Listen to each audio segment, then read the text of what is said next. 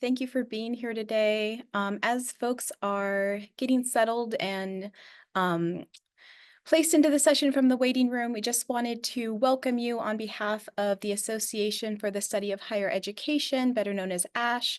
My name is Alicia Castillo-Shrestha, and it's my privilege to serve as the Associate Director for Conference and Events. And in that role, I support our amazing volunteer leaders throughout the association, including Dr. Ku and Dr. Castillo, who are the CIHE pre-conference co-chairs for this year. For this session today, myself and my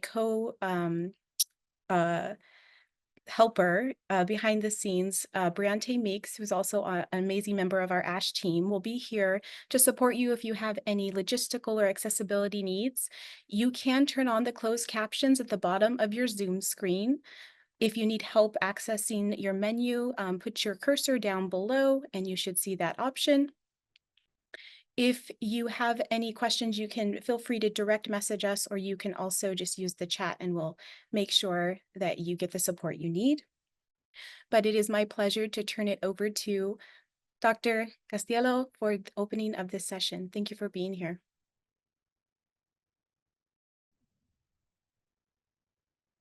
Thank you so much, Alicia, and thank you everyone for being here. It's an honor to have this opportunity to meet with you all before the official launch of our pre-conference. Give me 1 minute to share my screen, and I will just provide some very few announcements before we start with our program for this morning.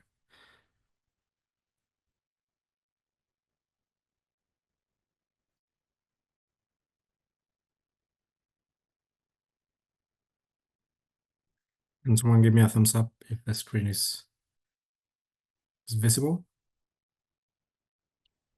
It is loading. It looks like it's not quite visible. There we go. Okay. Perfect. So once again, thank you very much for joining us. Before we start this keynote address, which is titled "Am I a Scholar?" by Dr. Riyad Shahjahan, and I'll talk a little bit more about his talk and his background in a bit.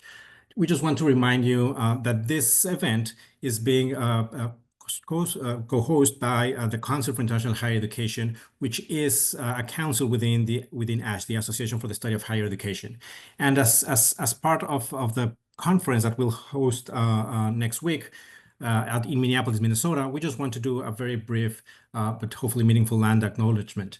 And related to our mission of supporting and fostering learning through the generation and sharing of knowledge, the Association for the Study of Higher Education acknowledges the painful history of genocide in the United States for Native, Aboriginal, and Indigenous peoples. We honor and respect the many and diverse tribal nations and peoples who were forcefully removed from, as well as those who still connected to this land. We particularly acknowledge and recognize that the land upon which our ASHE headquarters is located today has long served as a site of meeting and exchange amongst a number of indigenous people and tribal nations who were the original occupants of Beaverton, Oregon, where the headquarters of ASHE are located. And we also want to invite you to join, if you're not yet a member of CIHE and ASHE, to consider joining us for the next year and next events. The Council for International Higher Education has been a long-standing a group of people interested in conducting and practicing international higher education research. And I think it's a great community for people to consider, especially if you are early career scholars. I think you would probably find this as a nice academic home. And we have a lot of activities that we host throughout the year, including the pre-conference that we'll have next week on Wednesday. But also we have newsletters, we have special networking and social events. We have webinars, just like this keynote. We also have other presenters throughout the year. And we offer a possibility to connect with other like-minded scholars who are interested as well in international education research throughout the world. So hopefully you can consider joining us. And for those of you who are registered for the conference, we can't wait to see you in person. We'll be meeting next week in Minneapolis. Remember that the pre-conference starts on Wednesday morning. We have a full day, a full agenda for Wednesday, but we'll actually start on Tuesday night. So if you're going to Minneapolis and you are planning on being there on Tuesday, we invite you to stop by our social dinner that is graciously co-sponsored by the University of South Carolina, and it's going to be at the main hotel at 7 p.m.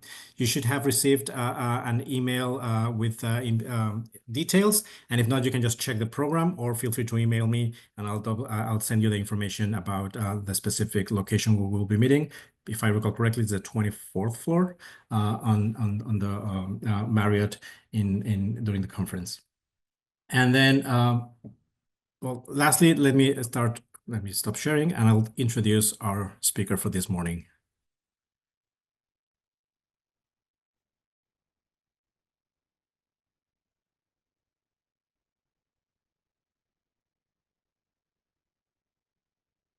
And I realized that I forgot to introduce myself. So I'll start there. So good morning, muy buenos días. My name is Santiago Castillo. I forgot to mention that, and I use he, him pronouns, and I'm an assistant professor of higher education at Seton Hall University. I currently live, work, and reside in the ancestral and forcefully sold lands of the Lenni Lenape people in what is currently known as New Jersey here in the United States. And on behalf of the Council of International Higher Education, I'm really delighted to welcome you all to the 2024 CIHE pre-conference keynote address. As you might know, the Association for the Study of Higher Education will host its annual conference next week in Minneapolis, and this year's theme is defined as I Am a Scholar. So as part of the conference, our council will host its regular pre-conference on Wednesday, but in preparation for that meeting, we really wanted to start with this free and wider open presentation, hoping that it can serve as a provocation of that theme. So instead of the general theme of I Am a Scholar, today our keynote is titled Am I a Scholar? Time, Knowledge, and Decoloniality. And we hope that this reflection, this provocation will resonate with each of us as we consider our own journeys within academia, especially for those of us who operate across different types of borders. So in order to guide us in this discussion, we're really honored to have with us Dr. Riyad Shahjahan, a professor, a program coordinator for the Higher Adult and Lifelong Education Program at Michigan State University. Dr. Shahjahan delves into essential questions about globalization, temporality, and the cultural politics of higher education, with a commitment to examining education through post-colonial and indigenous perspectives. His scholarship on decoloniality and care practices has not only challenged conventional academic paradigms, but has also inspired many of us to think more critically about the values that drive our institutions and personal practices. So in today's keynotes, Dr. Shahjahan will explore the question, am I a scholar, and how that intersects with scholarly ways of being, the geopolitics of knowledge, and the colonial legacies of time within the global higher education landscape. So thank you all for being here, and please join me in welcoming Dr. Riyad Shahjahan. Okay. Thank you so much for having me. Let me just share my slide, and then I'm going to go away from the slides in a bit. But appreciate many of you who are coming from different corners of the world to be here with us. I want to first thank you, all of you, for one, being here, but two, I have not been in ASHE for nearly a decade. So this is kind of a welcome back, I feel. For various reasons, I couldn't come to ASHE, but I want to acknowledge Dr. Katie Koo, as well as Dr. Santiago Castillo, for inviting me back and to share some of my thoughts and reflections, and also the leadership team of the ASHE Council in International Higher Education, the pre-conference group. I used to be on the leadership of that a long time ago. So this is kind of coming back. So given my topic about time, decoloniality, and knowledge, I usually start my in-person classes with a grounding or an opening ritual. So excuse me as I flip from this PowerPoint to a YouTube video, which I usually share, to kind of help us ground ourselves. And what you're going to hear is a bell sound. And what I want you to do is, as you hear the bell, just breathe in and out.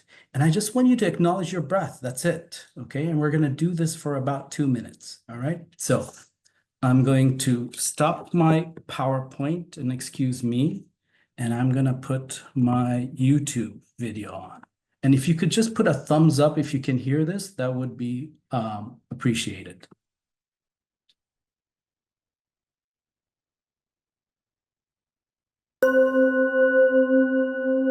Great.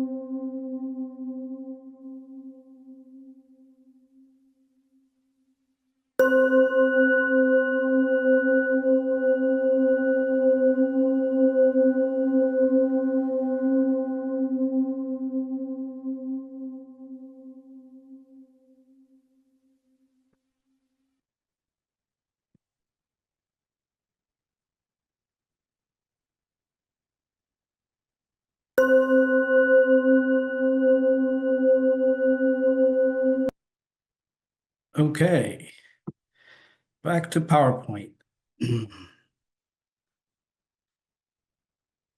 So, thank you so much for joining me in that opening ritual. I usually start all my classes with that in order to kind of remind us, one, that we are embodied beings, that breath is a way to remind ourselves that we're part of a larger universe, and two, that even with breath, there is a particular rhythm that's constantly governing our lives.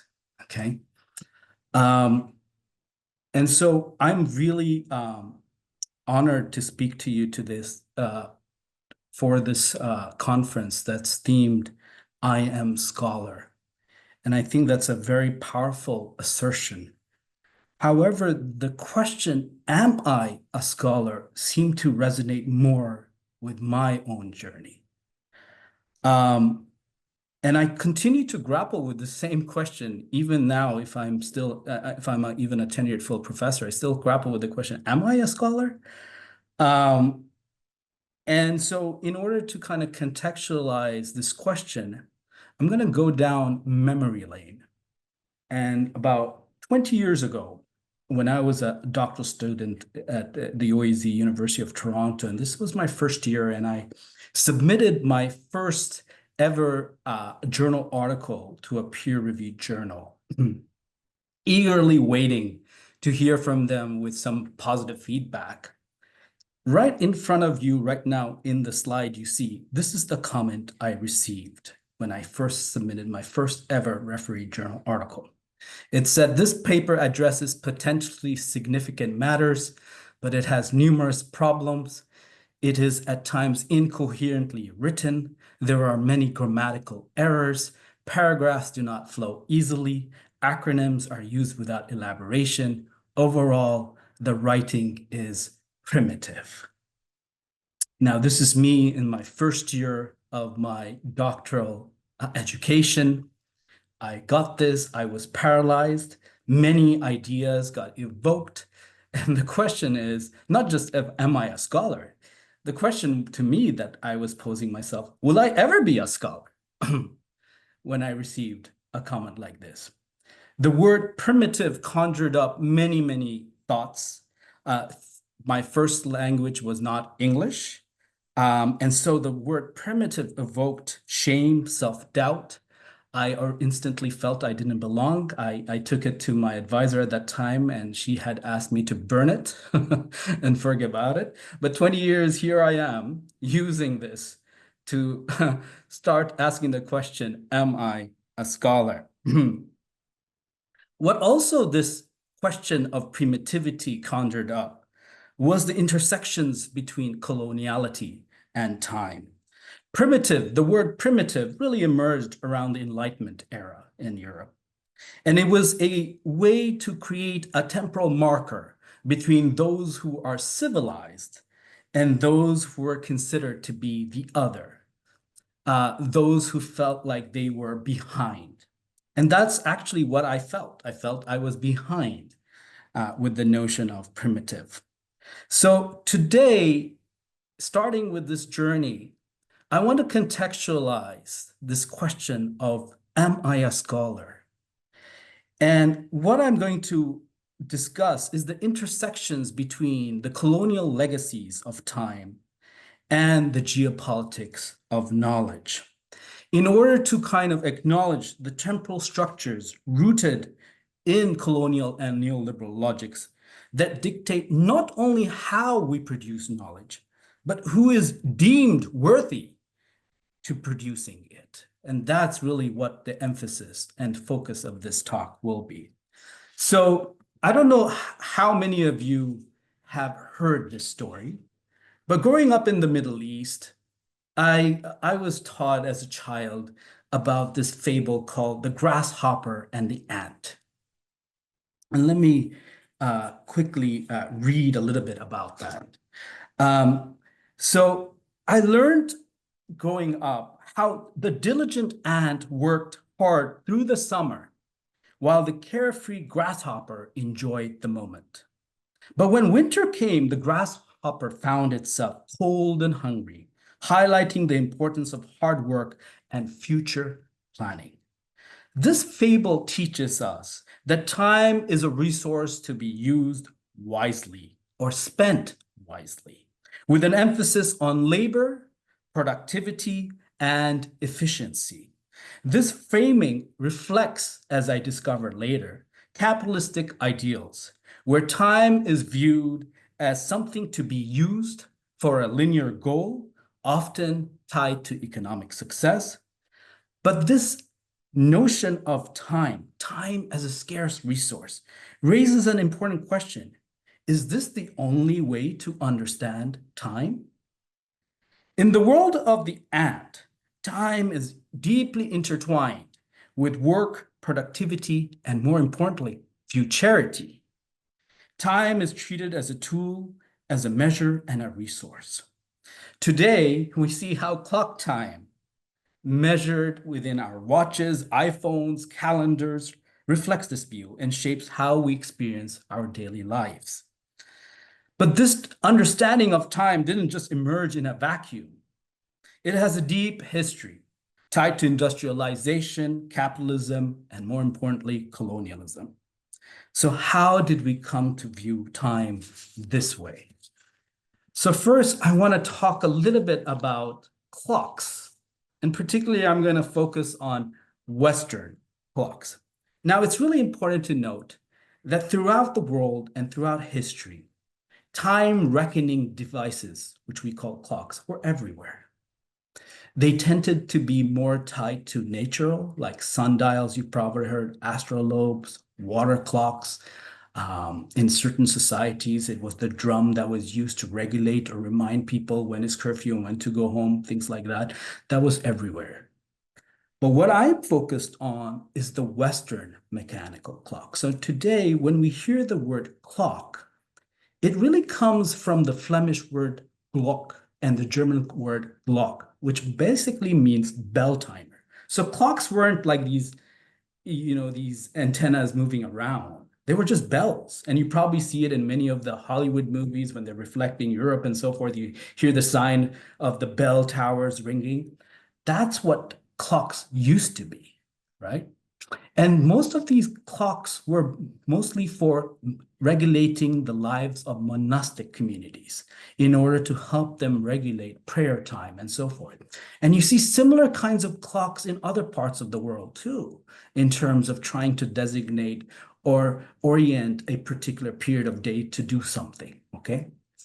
However, time started to become more and more standardized. And how did that happen?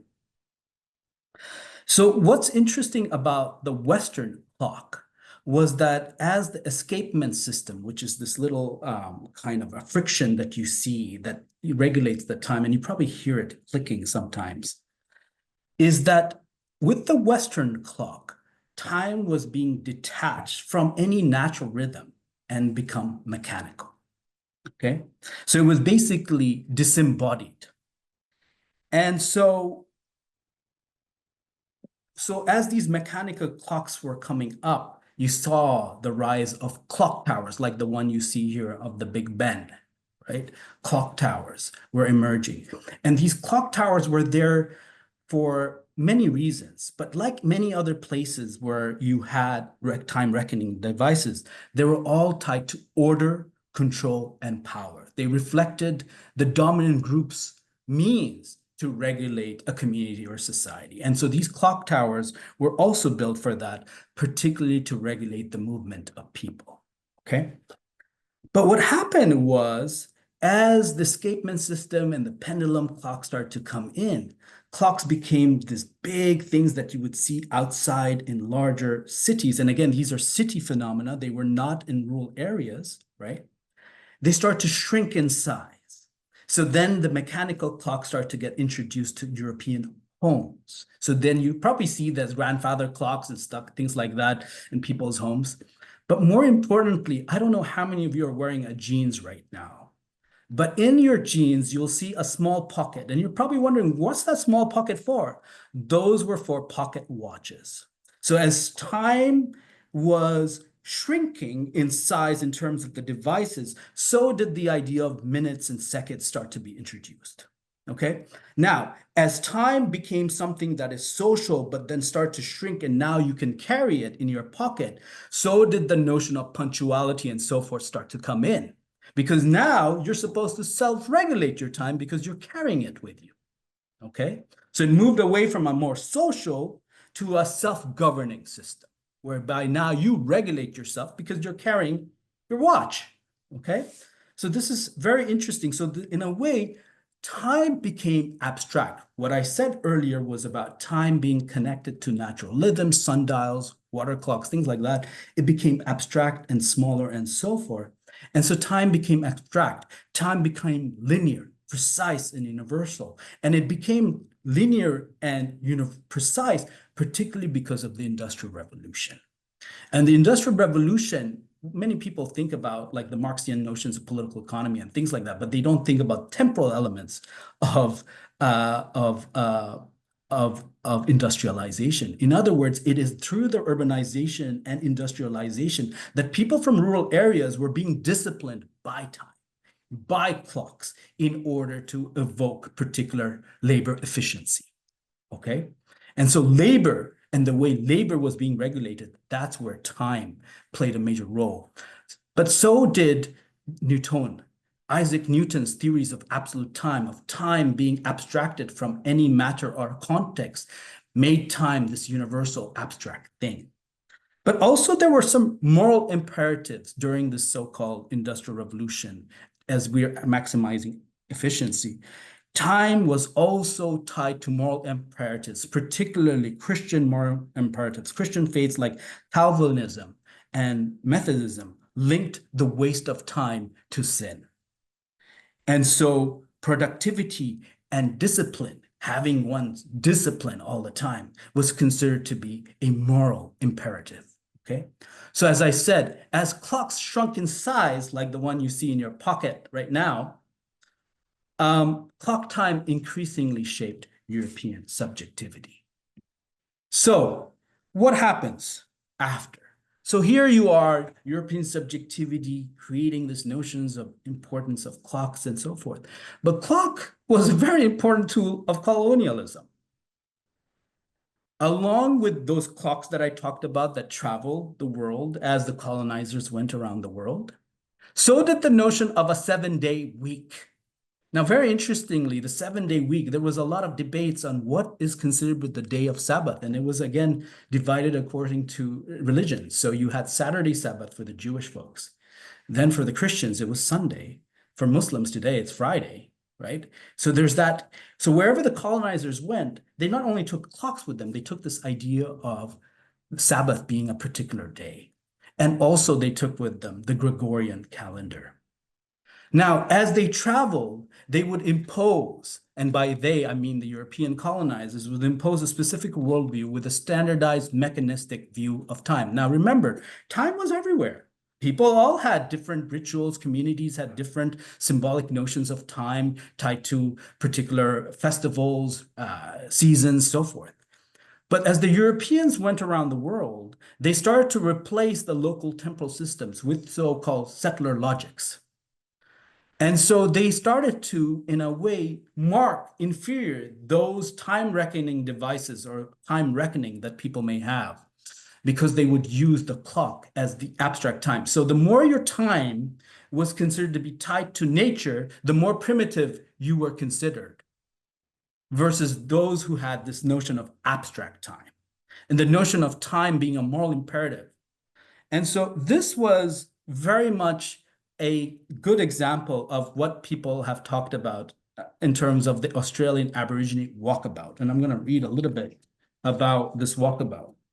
So the Aboriginal walkabout provides a clear example of how colonial time displaced and mischaracterized Indigenous people's relationship to time. The walkabout, which is a derogatory term actually, was actually a rite of passage for young Aboriginal men with traditionally a spiritual journey connecting the individual, the self, to the land. It was not a waste of time or aimless wandering, as colonial discourse had often framed it. The term walkabout was really introduced in 1828 by colonizers to describe Aboriginal people's movements outside the rigid structures of European clock time, implying aimlessness and irregularity. The term evoked the colonial belief that Indigenous life lacked the purpose and order dictated by Western time systems, reinforcing the idea that Aboriginal culture was untimed or guided by different non-linear rhythms of life.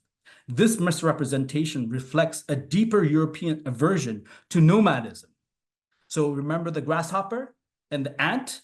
So the grasshopper. So anyone who's like a grasshopper who's just hanging around doing things not supposedly productive were considered to be primitive, barbarians. So this was due to the European aversion to nomadism and non-static ways of living, which were seen as incompatible with the structured, time-conscious nature of colonial societies. And so this notion of time went not just with the merchants, it also went with the missionaries and the settlers who moved around the world and stayed over, despite their so-called hosts not wanting them around. So this is why it's really important to think about how we think about time today. If we're not getting anything done, we're considered to be aimless. We're considered to be wandering. So it's fascinating to me. So now this is just, I'm talking about just clocks, but people don't realize there was a heavy investment of temporal infrastructure around the world in order for imperial products and extraction to take place. So on my right, on the bottom, you probably see the New York Times ball, right? I guess some of you are probably familiar. On New Year's Day, Times Square, that ball falls. Now, the time ball that you see that's falling is a replica of the time signal stations that were placed around the maritime trades around the world by the colonizers. And what happened is that around 1833, this is in Greenwich Royal Observatory, when the time ball would fall, the time ball fell to help the ships nearby on the ports to be able to synchronize their clocks or their chronometers with the time that was supposed to be tied to Greenwich Mean Time. Okay, so the picture you have here on your left is a time signal station in Cape Town in South Africa. And you'll see these historically put around the world.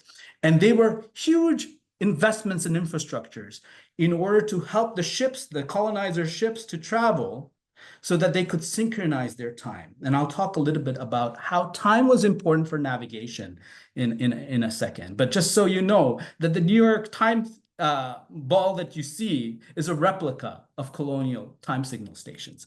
But not only was it time signal stations like the one I showed you, there were flags that were used, there were gunshots that you probably hear sometimes, but more important, clocks were sent around the world. So you see a lot of clock towers. Now, I don't know about many of you if you have a clock tower in your university, but mine does.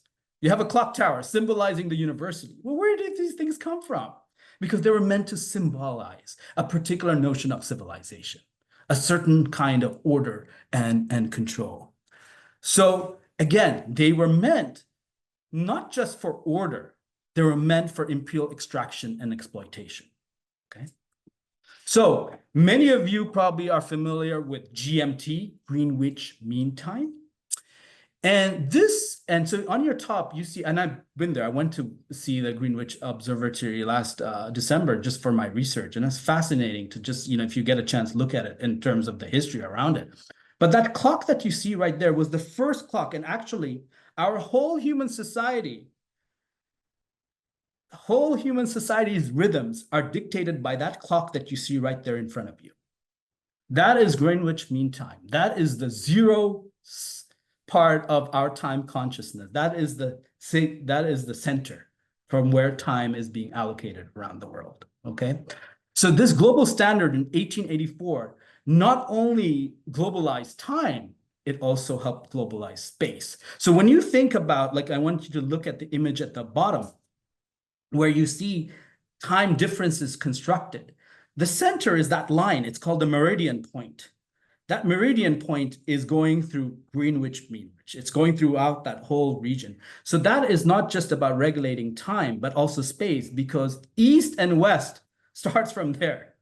Okay, I was just amazed when I was standing there and you saw how. And so for every 15-degree change in the Earth's rotation or the Earth's curvature, you see an hour time difference. And it starts with London as the Greenwich Mean Time. And that's how we today synchronize everything in our life. And why is that? Because at that time, around 1884, when time was globalized, that's because most of the maritime infrastructure that was moving trade around were mostly British ships. Okay? So it helped to reinforce the dominance of colonial power by creating a single linear framework of time. Now we're all synchronized. So along with GMT, today we're governed by digital regimes of time. So right now, as I'm speaking to you via Zoom, the way we're being synchronized is through clocks that are inside your computer processors. The way Zoom and all this technology, data infrastructures that are playing, like I'm sure many of you are used to Amazon Prime or Amazon Movement, that's all dictated by clocks. But so once upon a time, clocks were very visible. Now clocks have become invisible. I mean, other than your iPhones and iPads or whatever, clocks are invisible. They're right inside your systems. People don't realize the GPS system that we use is satellites are basically throwing signals about time to your cars and to your iPhone so that you can move around and find out. Again, because it's tied to the question of longitude. Okay. So time is no longer organic. When we want to eat, we look at the time to figure out when we're going to have lunch. We're not listening to our bodies, right? So time has become more and more abstract. Like I said, it was considered to be primitive the more you're tied to nature. You're supposed to be more civilized by following this notion of abstract time, discipline, and labor. So what does this have to do with the academy? I think has everything to do with the academy. So today, we're surrounded by the notions of linearity, productivity, control. And in academia, it's almost a universal refrain. We're busy. In fact, if we're not busy, we often question ourselves wondering, am I a real scholar if I'm not busy? For many, the concept of being busy is deeply connected to a shared experience of workload and stress, work that often revolves around rigid timelines, deadlines. But what does it mean to be busy? And why is being busy so often tied to productivity? The answer, when we take a closer look, lies in how time itself is structured and understood. The concept of time as we experience it in academia is shaped not only by our individual circumstances, but also by broader social and institutional structures, structures that deeply reflect historical processes, including Western colonialism. The imposition of clock time with its emphasis on linearity, productivity, and control has become deeply entrenched in our academic lives. But is this the only way to experience time? And so in my own work, I've been really exploring the notion of temporality and the ways in it impacted academic work. But it's also important to notion, just like there's this assumption that time is abstract, universal, there is no universal experience of time. It varies. It varies in academia based on the disciplinary context. If you're working in a lab, your time is regulated differently from those of us who are working in higher ed, for instance, higher ed fields, versus someone in history. Time is faster in those that are more tied to global labor markets or to patent intellectual products like engineering and stuff. They have to produce results faster because of funding and so forth. So the way time is regulated looks very different according to different disciplines, but so does institutions. Different types of institutions have different temporal rhythms that we don't really think about. So for instance, think about a community college. We call it a 2-year cycle versus a 4-year college. I mean, these are all temporal descriptors, right? Of trying to understand how certain institutions and the rhythms work. Let's talk about academic calendars, but also academic rank plays a major role in terms of how time looks and what one's temporal landscape looks quite different. So is one's social identities, but more importantly, geopolitics of knowledge, the geopolitical context in which we're operating, global north versus global south, also dictates the ways our temporal landscapes look quite different.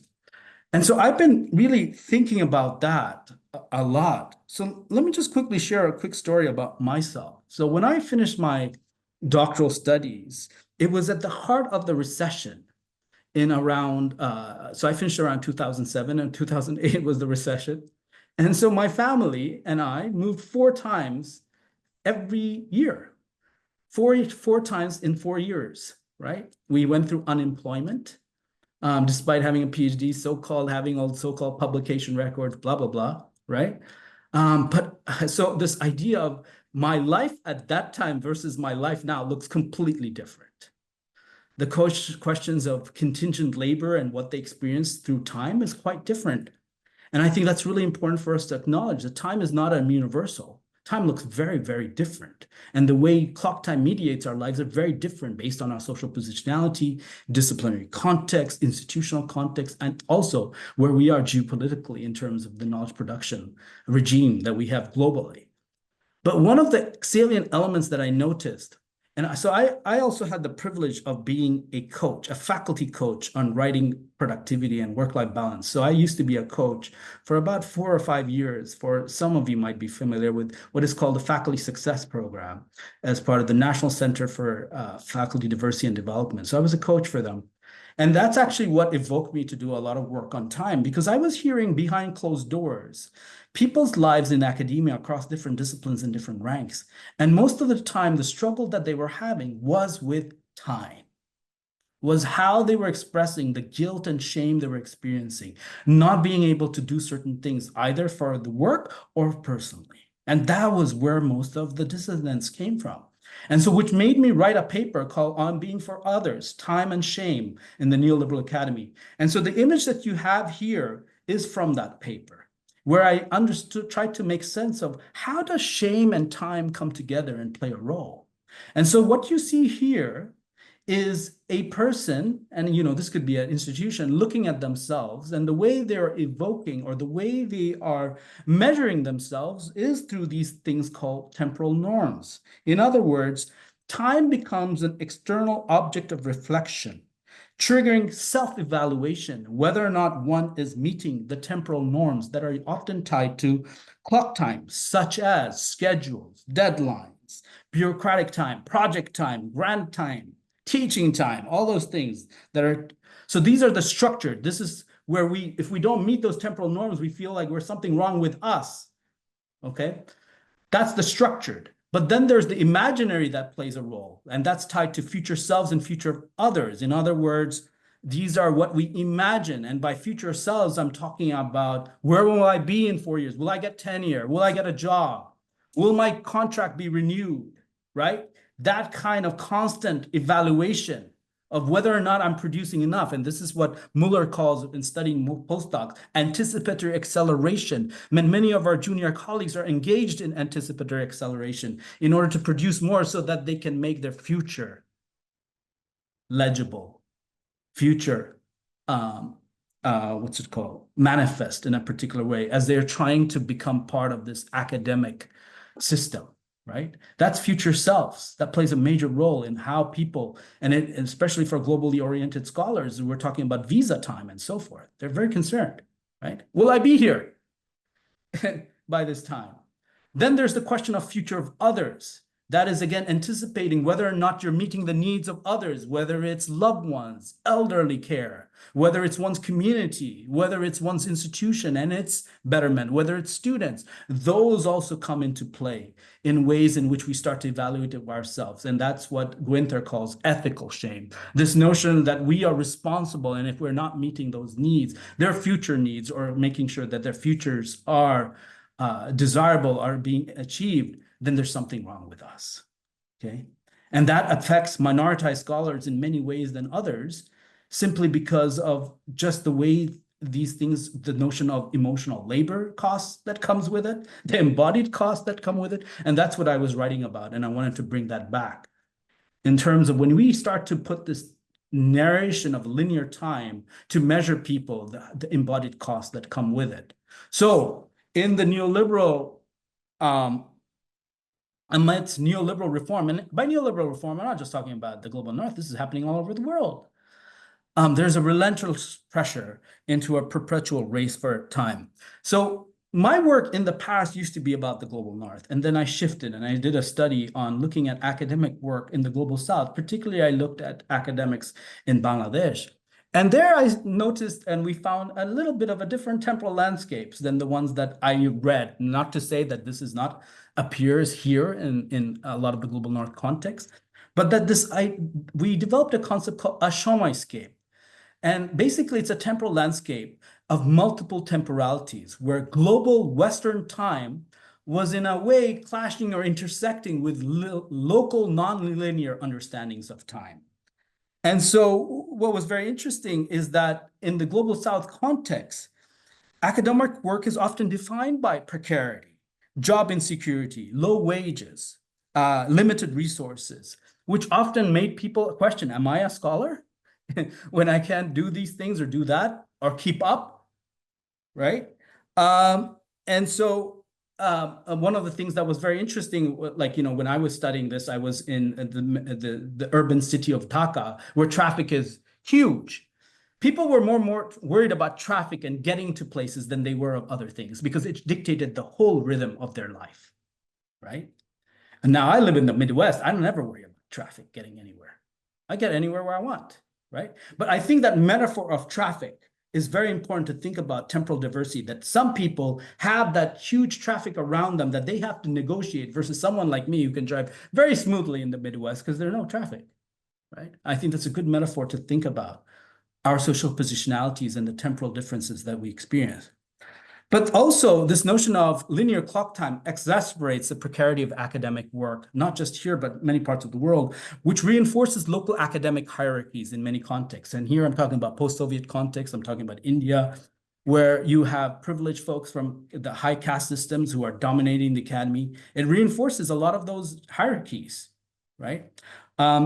Now, another thing that's important to keep in mind that academics from the global south working within a system that often also devalues their local conceptions of time and negotiate with Western academic calendars. And this is very apparent when I travel the world and I see the difference between a lot of public universities versus private universities, particularly the private universities that often model the US and UK kind of systems. Their academic calendar looks very, very different and are mostly Westernized. And they have certain kinds of temporal systems in place that are very different from the public universities. And so it's very interesting to look at that and how, though they have that, yet we still have to negotiate with larger global policies around the world. So the notion of rankings, internationalization, publishing in SSCIs, one of my Taiwanese calls the SSCI syndrome, social citation index syndrome, that is prevalent. Now it's Scopus is the big thing all over the world, that if you are not published in Scopus journal, you're not a valid scholar, right? Am I a scholar? Is larger tied to larger global questions of knowledge production. So again, they shape academic temporalities because it's not just about being locally competent, it's about being globally competitive. And so as more and more institutions are trying to assert themselves as global subjects or global higher ed or globally recognized, they fall into the trap that me and my colleague, Dr. Kirsten Edwards, call whiteness as futurity. In other words, whiteness drives us to go in a particular direction in order to assert ourselves as being global or being global scholars or global higher ed institutions.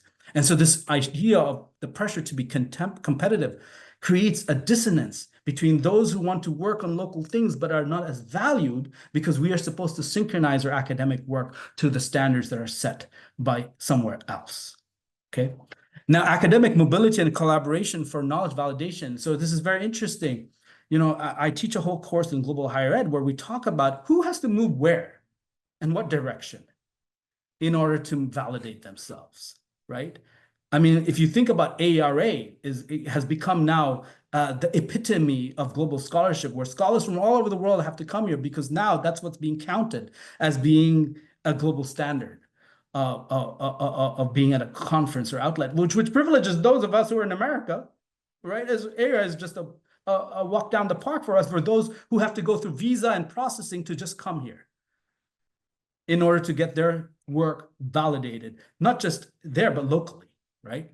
So this all reflects the geopolitics of knowledge. And so as what I'm trying to say is that the expense or the time theft that happens between global north and global south is very different. There's time theft where people have to work so hard in order to move somewhere else in order to be validated. And that's a lot of investments, not just economic, it's temporal investments, but temporal embodied investments, because they have to come here, they have to realign their bodies to the temporal rhythms of these conferences that happen to be in the so-called metropolitan centers of the world, right? I was just engaged with some of the collaborative grant writing, and it was so apparent because most of the grants are located in the global north, how global south colleagues have to basically recalibrate their lives in order to meet the deadlines that we have here, because the amount of resources are completely different when it comes to grant funding and so forth, right? And so while we talk about international partnerships and so forth, we don't talk about the temporal inequities. When a scholar like me from the global north goes around the world, I am treated with red carpets. And the question I raise is, do we do the same for our global south colleagues when they come and visit us? What's the difference? The investments are quite different, right? And so this is what I mean by time and the colonial legacies of time. It is experienced quite differently, where others are compressed or some have to recalibrate and so forth. And this is what Sarah Sharma in her book, In the Meantime, The Cultural Politics of Time, talks about the tangles of uneven time. Who gets to decide whose time matters? And the metaphor that Sarah Sharma introduces, you know, we talk about frequent flyers who fly and go around globetrotting and so forth. Well, they can only fly and go to destinations because there's a whole infrastructure of people who are putting their labor so that those people could fly. Taxi drivers, people who work in airports, the restaurants that are there. And that's a great metaphor to think about our academic labor, that our time is relational, that those who are in the global north are also being able to achieve things because of the expense of others outside the United States or all the so-called global centers. And so I think the question that this raises for me is, how much longer can we continue to operate within this framework that values productivity over authentic academic engagement and holistic well-being? Okay. So with that said, I'm going to kind of discontinue, and I'm doing this intentionally. So instead of following this linear model of giving a talk, I want us to take a break. So what I'm going to do is I'm going to go back to my the bell in order to kind of take some time to reflect. If some of you want to stretch, go ahead, stretch. If you want to get away from the screen, but I'm just going to put that back. Okay. So I will escape from this, and can people please let me know if can you just give me a second. Can you hear this? Okay, perfect.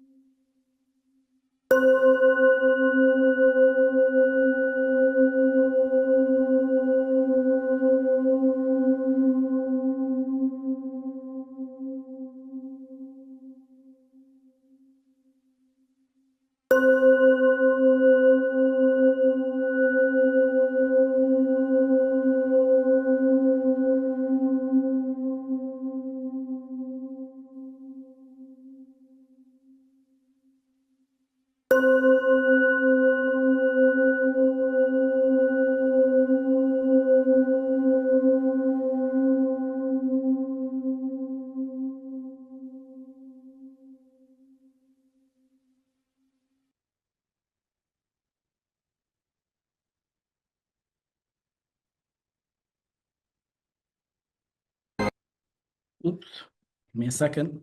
Make sure this is off. All right. Can people still see the PowerPoint now? Perfect, thank you. So hopefully one of the reasons I did this is to move away from this linear notion of time. In other words, as we're talking, giving talks, we need to realize that our bodies also need breaks, that we need to move away from the mind supremacy, and that we need to pay attention to breath and so forth, right? But this is a way of introducing what we call temporal discontinuity. We're so in higher ed assumes that everything has to move in a certain direction and it has to have a certain result. The temporal discontinuities like that is just one example through which we can introduce a bit of self-care, okay? So now is really the last portion of my talk, where I want to talk a little bit about radical self-care as a form of scholarly practice. And basically, radical self-care moves away from this notion of self-care that's tied to how many steps you take, how much run, how many sleeps, basically corporatized in terms of, going to gyms, things like that, which is important, but basically wellness has become commodified. And oftentimes they are appropriating from and stealing from indigenous cultures around the world, right? But radical self-care is not about that. Radical self-care is about not looking at as one's body as an individual body, but rather as a collective body. And that most of the so-called oppression and some happens at the surface of our bodies, of our so-called biological bodies. And so radical self-care that I'm talking about here, while self-care is not something that is just an orientation of the global north, this is many parts of the world have it. The language that I'm using of self-care may be conceptualized or said or named very differently in other parts of the world. For my talk today, I am going to draw the one from that I am familiar with here in the United States.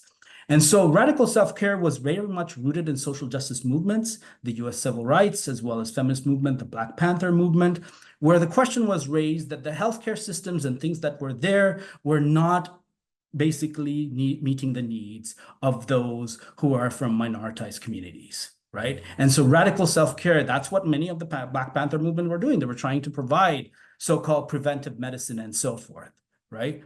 But many of you are probably familiar with Audre Lorde's quote, caring for myself is not self-indulgence, it is self-preservation, and that is an act of political welfare. Well, that should be contextualized by the fact that she was experiencing cancer at that time, and that Audre Lorde was also critiquing what was going on with the healthcare of Black bodies when this quote was articulated. So it was a form of resistance, a form of collective resistance. And so when I talk about radical self-care, I'm talking about collective well-being, not just individual well-being. And that means to address systemic inequities in terms of things like job security, in terms of talking about questions of not wellness, but how our institutions perpetuate unwellness. In other words, they make us sick. They impact our mental health. So this is a systemic thing. It's not just an individual thing. That we need to create more environments of mutual support, and not something that is like social engineered, but things that we take and make it organically develop rather than put policies and tell people, hey, get together. That's very different. Demand a resistance towards productivity-driven models. Do small acts of care for oneself and others. Maybe taking a nap, reconnecting with other than human beings, or saying no to additional responsibility. Now, what this looks like looks very different because, as I mentioned earlier, the temporal landscapes look very different based on your institution, disciplinary context, in terms of your social positionality and where you are located geopolitically. But also, one of the things that we need to move towards is not to think about just structures, but to think about the terms of existence. What are the terms that define our existence is what radical self-care is questioning. In other words, challenge the temporal norms of our existence, that our existence are not about just commodifying our time, our relationship with others, and trying to grasp profit every time we meet somebody. Is to reject the colonial logics embedded in neoliberal time, is to act in reclamation, is to shift our focus on visible markers of success and instead celebrate the cultivation of care, embody solidarity, and collective well-being, okay? And so here are some critical questions for reflection, and I'm going to end very soon.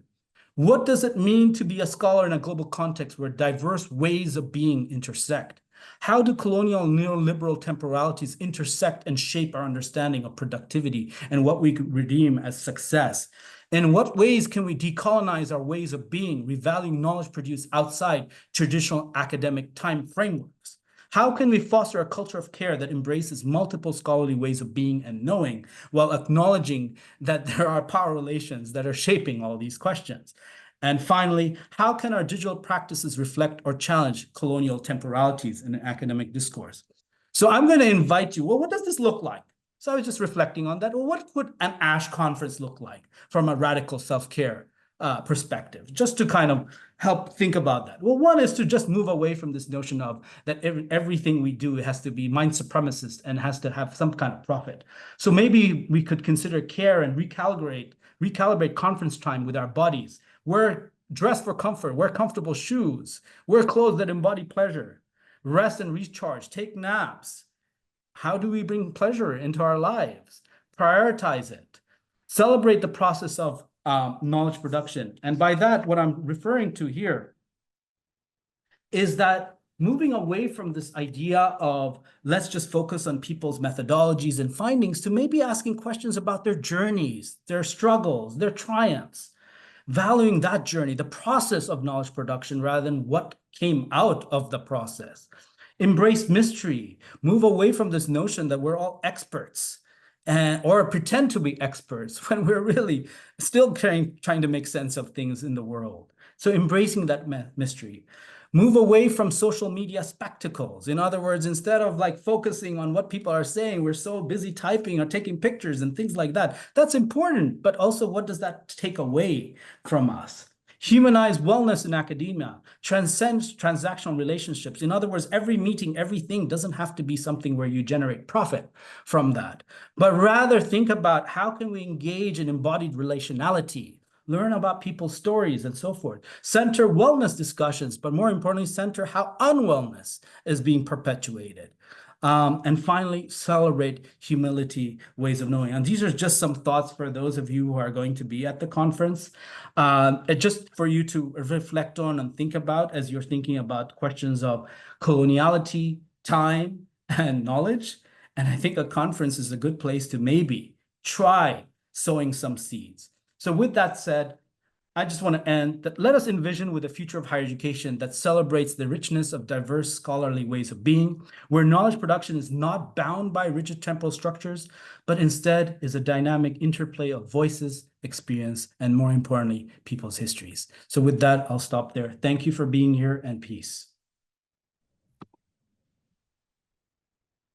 Thank you so much for this conversation, Riyad. This has been amazing, and I'm sure for other people, but at least for me, it's so timely as well. And I really appreciate you giving us the space to reflect and some of the language and the ideas to reflect on our being a scholar. So I really appreciate that, and I want to thank you again for accepting our invitation to be with us this morning. And I also want to acknowledge that when I started my presentation, I completely forgot to acknowledge my co-chair for the CIHE pre-conference, Dr. Katie Koo, who's also here. And so thank you also, Katie, for making this pre-conference possible and for letting me learn with you through this journey. So now we have some time for questions, reflections, anything that you want to comment with the group. Please feel free to either type things in the chat, but if you feel like it, I think it's always appreciated if you want to unmute yourself and open your camera and just post your questions or your comments. Please feel free to do that.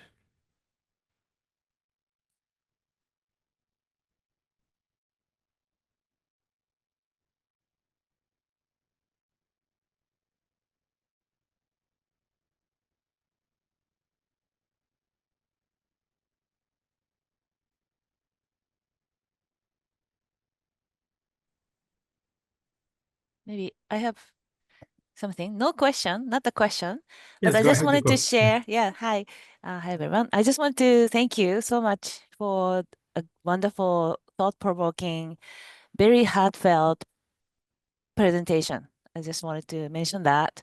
It's really important for me personally to hear what your journey been like. And I'm also visible minority in Canada, working in higher education UBC right now and going through higher education journey myself, trying to balance my life with kids and professional demands. And so it was very nice. Thank you so much. Thank you so much for spending time with us. Thank you, Yuko. Yes, and Austin. Thank you so much. I'm honored Riyad is one of my colleagues. What a pleasure. And thank you so much for these very thoughtful ideas. I appreciated, Riyad, your suggesting ways that we could think about both the ASHE conference or other conferences. What might some of these ideas imply about new ways to think about conferences? I wondered if you could also extend your thoughts about, I found myself thinking about the way in which we evaluate colleagues. I know we have many early career colleagues on the call here today. What the implications of some of these ideas might be in the academy as we think, right now we have such a time-bound way of approaching, for Yeah. those colleagues who are in a tenure system situation, I know many colleagues are not. But could you comment a little bit on this very entrenched tenure system that we have that has such time dimensions to it and that have very serious implications for people's lives, and just how we might rethink some of that, and what are some of the both short-term and longer-term ways to think about that really very entrenched aspect of at least US and I think also Western and the Northern Hemisphere ways of thinking about academic work. Thank you so much. So good to have you here, Anne. Always a pleasure. Couple of things come to mind, Anne, and I think some of it we kind of started at MSU, I would say. One is, for instance, providing a statement of how COVID impacted people was a good start. It's just a start. It doesn't solve anything in the way that, but at least acknowledging how external realities impact people's lives. Maybe moving away from the language of a clock and tenure as a clock is creates certain kinds of dissonances and so forth. So I wonder if we can even shape it as a journey instead of a clock, right? Might be one way to kind of change the lexicon around these things. I think really, when I think about linearity, I always think about non-linearity. In other words, non-linearity are things that come and disrupt the so-called flow that we're supposed to take. And so COVID was a great example where many people were grappling with the notion of nonlinearity, like business cannot be usual, right? But what was surprising to me, Anne, is that after COVID was over, I thought the human race is going to change, the institution is going to change, but it went back. I know. Like there was an acknowledgement of our bodies because finally, people were acknowledging their bodies, and now like it seems like we've forgotten about it. But I think here I'm going to specifically talk about the US. I don't know about the rest of the world. Of course, there are other contingencies there. Is even in the narration itself to talk about and celebrate the non-linearities of life is very, very important. And oftentimes those get, what should I say, censored out. Yeah. Because we're supposed to. I mean, if you look at the notion of a CV or our narratives, it is all about linearity. It's all about, oh, we're like this now, right? Like we use the word trajectory. What does that mean? It's a temporal signifier, right? And so perhaps thinking about non-linearity might be one way of introducing some change. I hope that answers, but that's a very important question. Thank you for asking that, Anne. Thanks so much, Riyad. I think there's so much there for us to think about. Thank you. Thank you so much. I think we have another question from Armen Alvarez. Yes, I really like the exposition this morning. I am an early stage career scholar, and I wonder, I have been writing about, I wrote a book chapter in a journal about, of course, settler colonialism, but right now I am trying to work from the angle of abyssal thinking. When I have been listening about your work, now I wonder from the feminist theory framework, what could be now with the new elections and all the things, how we see, a predominant ideals where feminist theories are not exactly possibly well positioned. Possibly I am wrong or not, but thinking about what you expose and, having possibly some intersectionality in the abyssal thinking.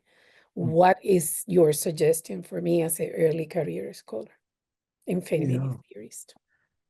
So I write a lot about nation state, methodological nationalism. And so when we talk about politics, we're really talking about nation state politics.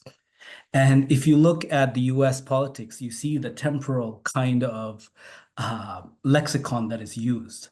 One party used, let's make the future, or was focused on the futurity of things. The other was said, make America great again. So it's about the past. In other words, revisiting and rebringing or reorienting the nation to what it was like and bringing that to the present. While the other was talking about, let's move towards a certain kind of aspiration, right? Here you see two different temporal dimensions clashing with each other, right?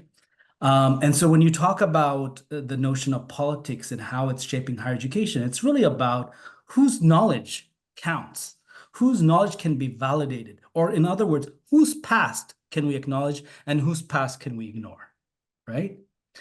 In order to shape whose future or what kind of future we want to create. So to me, the nation state politics that I'm assuming, Armin, you're raising has very much to do with those kinds of questions. So when we're talking about banning or not having certain kinds of conversations, what we're saying is you cannot allocate time to these subject matters, right? So this is a temporal thing. We shouldn't be spending time on those kinds of conversations, right? And so as you put it, it's gendered, it's racialized, but a lot of it is tied to what is the imaginary of a nation state? What is the time map of the nation state that is being reproduced through these discourses? So I don't know, Armin, if that answers your question, but a very thought-provoking question. Thank you. Absolutely. It really resonates exactly, since exactly I'm using dual lenses in how to see, the problem that we are facing right now,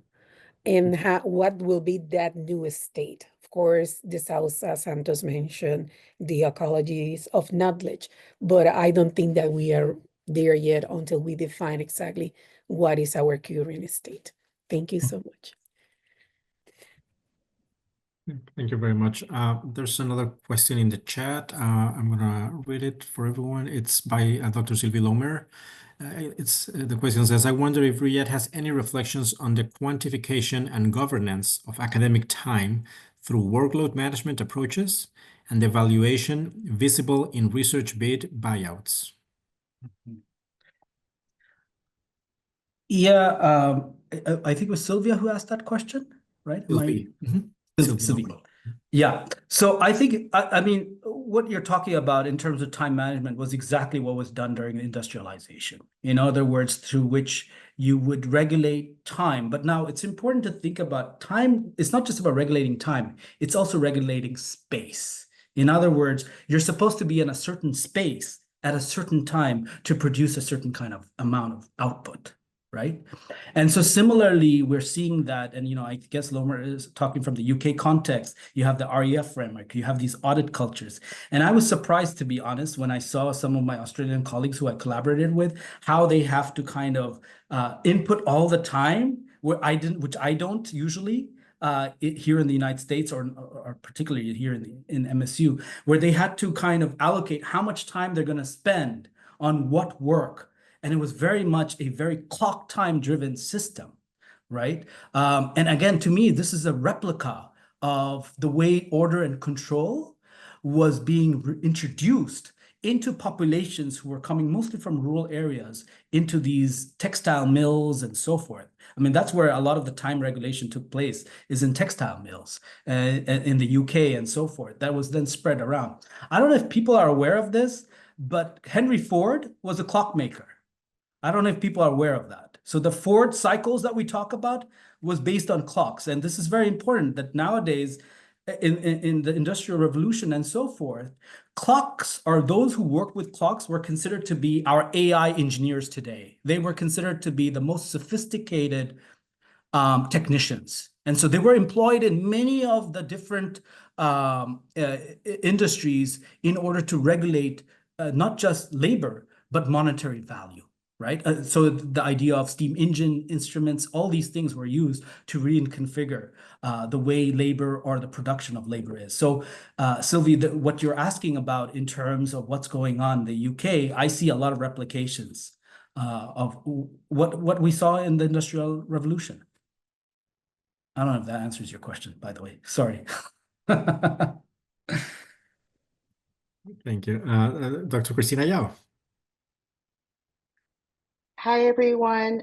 Thank you, Riyad. Every time I hear you talk, and especially when you give these keynotes, I always walk away with something where I'm like, man, my mind just got blown. And in this one, I will never look at a grasshopper or an ant or a clock the same. So I can't decide if I should say thank you or why do you do this to me? But always really, really thoughtful and a lot of things for me to think about. One thing I'd love for you to share some perspective would be, especially for more junior scholars, and I'm thinking a lot about graduate students who are on the job market or about to get on the job market, early career scholars, and we know that, I mean, you talked about this, that especially, you know, somebody who's trying to mentor grad students in the job market, who's been on search committees, chaired search committees, is that when we see these CVs come through, I mean, we're at a stage where, to be transparent, many of the applicants they have multiple publications, multiple presentations, and it's just their CVs are long and they're just getting more impressive as we go along, right? Like when I look at it, you know, I'm thinking, man, back in 2014 when I graduated, I wouldn't have been able to get this job and stuff. And so I think there's a lot of pressures with that production and being able to show that you're a great scholar to be competitive on the job market to get a job. Yet I think there's also a lot of scholars who are like, man, you know, kind of what you talked about, like, how do I fight against this? And how do I do this work, but where I can still get my job, do the work, all of that and stuff. So I'd love to hear some of your perspective on that. I completely hear your question because I have advisees who are exactly in that same location, right? It's very hard because they and us, we're all socialized with this idea of what a success is and what it looks like, right? And so in many ways, the way I frame it is to help them think about the present and focus on the present rather than futurity. And that, with that said, very, very aware how a lot of what we do is tied to futurity, right? One of the things I try to caution my advisees is this idea of anticipatory acceleration. So what you're talking about is anticipating a particular scenario in one's life and then trying to control that scenario through what you can do now. And that's what's going on when you say the longer CVs. To me, those are examples of anticipatory acceleration, right? Now, there's nothing wrong with long CVs. I want to be very clear about that. What I'm concerned about is my advisees enjoying the process. To me, that is what you can control. So one of the things I tell my advisees is I failed as an advisor if I graduate amputated bodies and spirits. Every single advisee hears that from me. I have been not successful if I have graduated amputated bodies and spirits. That is my concern here. It's not about jobs. I'm concerned about their embodied health. And so usually when I have conversation with my advisees, we usually, and some of them are here, I ask them, how was your sleep? What do you do on the weekend? In order to reframe the process. What are you enjoying about what you're doing? What did you enjoy about writing this chapter? Things like that. Now, does that take care of futurity? No. But at least it helps to reframe and reclaim the present. And I think that's what I'm going to suggest, is how can we reclaim the present? Because unfortunately, we have taught them that, you know, and I can relate to this, Christina. I was told, oh, if you have a long CV, you have that. I didn't get a job until MSU. No one hired me until MSU hired me as a tenure track faculty. I went through 50 positions applying for that, right? But the only thing that kept me sane was my son, who was a little kid. He kept me present in the moment, right? That was my speed bump, right? That's what kept me going, right? Because children, well, my son, help gain or get my attention to the present. And that made me forget. So the solution I see right now, beyond what you can do, is to be able to focus on the present. That's all I can say. Does that answer the question? I don't know. It does for sure. You know, and I also think about even what our roles are as people who are on the search committees, right? How do we push back against some of the, you know, again, we're trying to get the best and the brightest, right? And there's so many best and the brightest, and we definitely contribute to that too. So thank you so much. And I'm very glad you ended up at MSU, so that's why we were able to meet. So thank you. Thank you so much. And speaking about time, I know we're over time, so I just want to be mindful and respectful of that. I'm not sure, Riyad, if you want to take a couple more questions, or if there's any place that you need to be and our audience needs to be. I'm happy to. I'm sorry my talk took longer because I wasn't actually looking at time while I was giving a talk, and I realized I'm longer, but that's okay. So if people want to stay, I'm happy to stay. Thank you so much. I don't see any hands up, but there's a question in the chat. It's a little bit long. I'll try to read it, but you can also, I think, see it there. It's from Jacob Fortman. It says, thinking through your earlier comments about linearity and nonlinearity has me thinking about the power of mediums and how particular mediums might impose linear conceptions of temporality.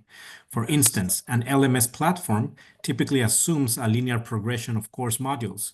It's more or less hard-coded into that tech. CVs written on a PDF document invite a top-down reading to conceptualize a linear academic journey. Makes me wonder, what are the mediums we can leverage that allow us for non-linear ways of understanding temporality? I'm thinking of organizational mind maps, Pale Fire by Nabokov, three-dimensional spatial designs, etc. Jacob, thank you. And Jacob is one of my advisees. I can talk about this longer with him.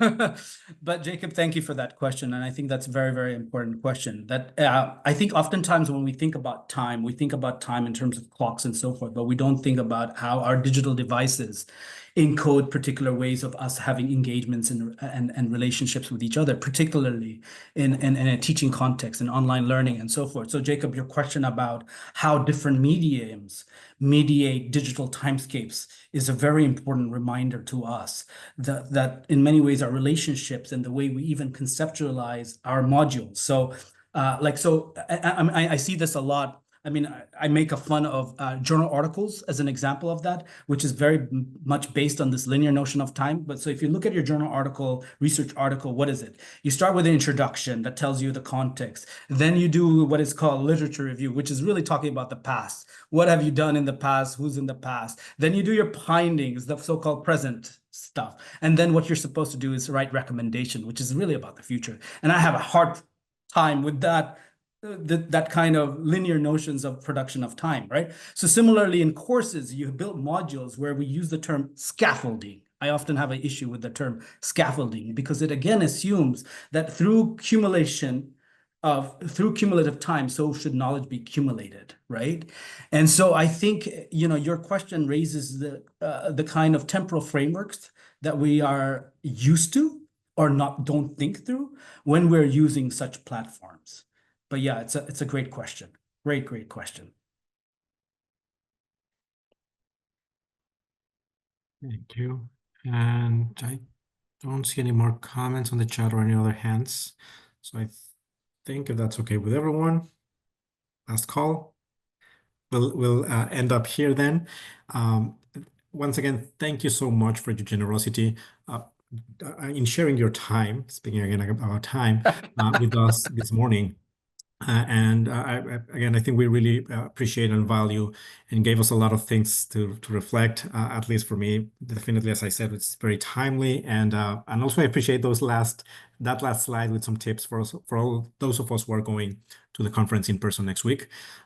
So once again, as a reminder, if you're going, we'd love to see you there doing the pre-conference. We'll start on Wednesday at 8:15, I believe. So we'll see you then, and we'll have very interesting and thought-provoking sessions throughout the day. And then at the end of the day, we'll have a business meeting and a social reception. So we hope to see you there so that we can also get to know each other a little bit better. So thank you all for attending this presentation. Thank you, Riyad, for enlightening with your wisdom and sharing us your thoughts and your provocations. And have a great rest of your day. Have a great weekend. And for those of you who are traveling, safe travels, and see you in Minneapolis. Thank you for being here, having me. Bye.